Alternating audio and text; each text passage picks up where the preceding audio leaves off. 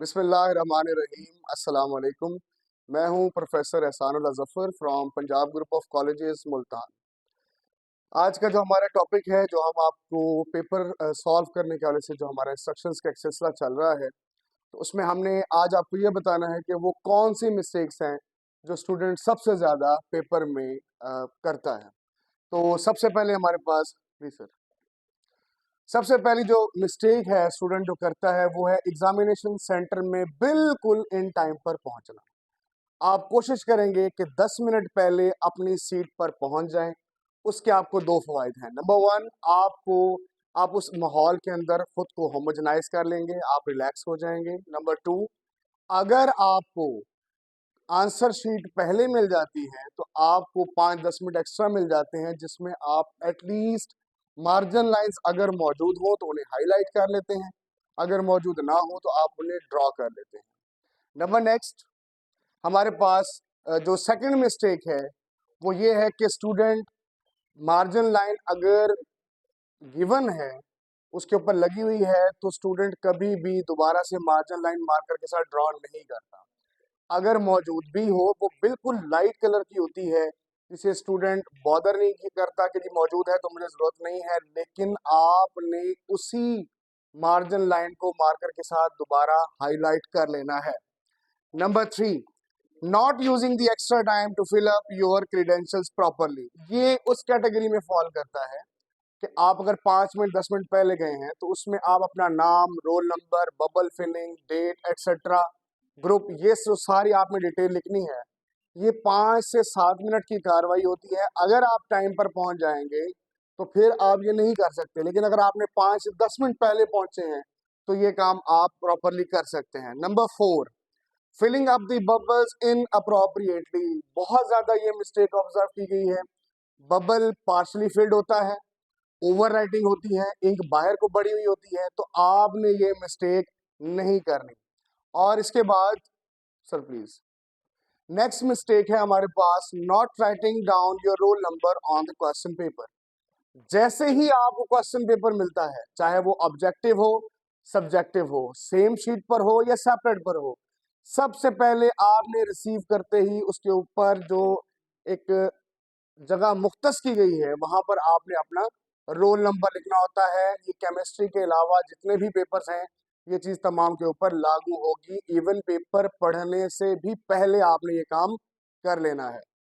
Next आपके पास जो point है that is start solving at first place without reading all MCQs. बहुत जल्दी में पहला एमसीक्यू देखा, ओहो वेरी गुड, मुझे तो ये आता है, और आपने पेपर सॉल्व करना स्टार्ट कर दिया और आपने मुकम्मल तौर पर एमसीक्यूज तमाम के तमाम पढ़े भी नहीं है। Don't do this. सबसे पहले तमाम एमसीक्यूज को पढ़ लें, तमाम ऑप्शंस को पहले इवेलुएट करें, उसके बाद आपने पेपर सॉल्व करना स्टार्ट करना है।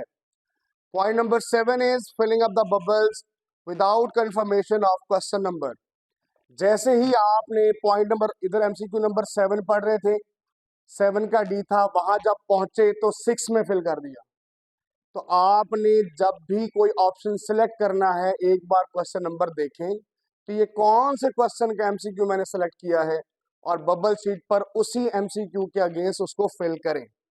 पॉइंट नंबर 8, जो गलती हम देखते हैं स्टूडेंट करता है, mostly student don't count the total number of field bubble on the OMR sheet.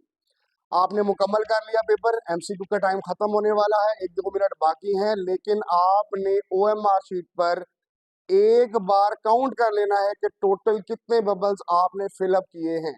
Most of the time आपको कोई आपने छोड़ा था कि इसको मैं बाद में कर लेता हूं, या स्किप हो गया बाय मिस्टेक, आपने उसे रिकंसीडर नहीं किया और आपने पेपर ओएमआर शीट एग्जामिनर को वापस सबमिट कर दी। इससे आपका एक नंबर जो है वो वेस्ट हो जाता है। Number 9, over writing, cutting, partial filling and remover are strictly prohibited for MCQs. ये चारों चीजें बिल्कुल भी अलाउड नहीं होती हैं, और हमने देखा है स्टूडेंट इस चीज को बहुत ज्यादा लाइट लेता है। Number next is start solving the paper without reading the paper completely. Now this is about subjective paper.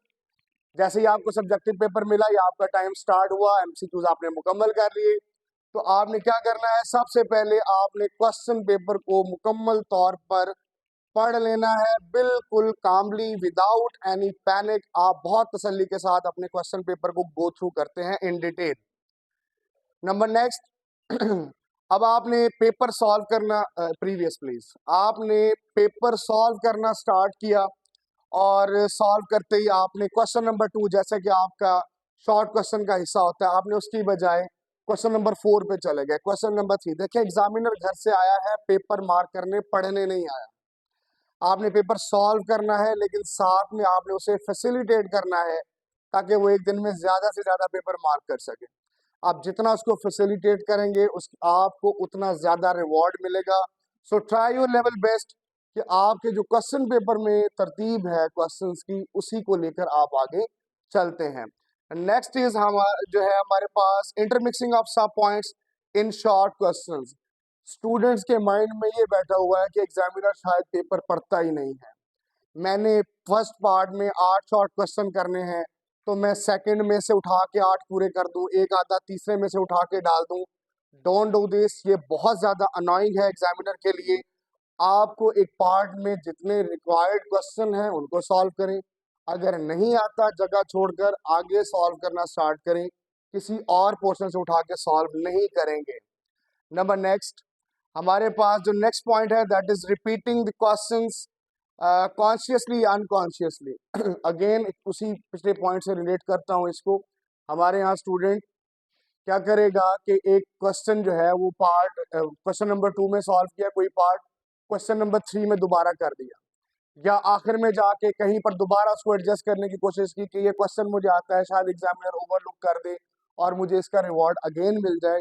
It's impossible, ऐसा नहीं होगा। तो आपने ऐसी कोई मिस्टेक नहीं करनी है। नेक्स्ट हमारे पास पॉइंट है answers without appropriate heading. Short question से पता नहीं क्या प्रॉब्लम है, स्टूडेंट को कभी भी हेडिंग्स बनाने की तरफ नहीं जाता। नो डाउट आप ये ज्यादा सूटेबल होता है लॉन्ग क्वेश्चन के लिए, लेकिन अगर शॉर्ट क्वेश्चन में कोई हेडिंग बन सकती है, बजाय इसके कि कंप्लीट क्वेश्चन लिखें या क्वेश्चन लिख के वो डॉट डॉट डॉट करके पहला और आखिरी वर्ड लिखें, इसके बजाय आप देखें कि अगर उस क्वेश्चन में कोई अप्रोप्रिएट हेडिंग बन सकती है तो आप वो हेडिंग बनाएं और उसके बाद अपना आंसर जो है वो लिखना स्टार्ट करें।